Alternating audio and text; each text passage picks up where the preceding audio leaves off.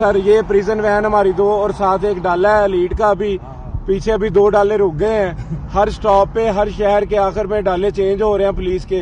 अभी हम थोड़ा सा नजदीक आए हैं, डाले थोड़े कम हुए हैं। एक डाला अब आगे जा रहा है गाड़ियों के। ठीक है सर, ये पोजीशन है इस टाइम।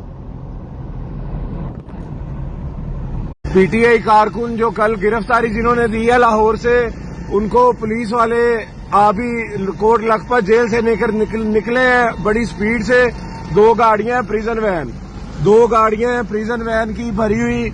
इसमें इनको कोई पता नहीं कहां लेकर जा रहे हैं, ना किसी को बताया गया है। हम इनके पीछे हैं गाड़ियों के।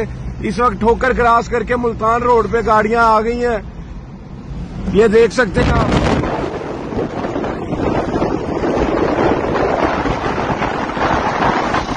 सारी मेल की आदत इन 2 गाड़ियों में है। शाह महमूद कुरैशी, आजम सवाती, असद उमर, आजम खान।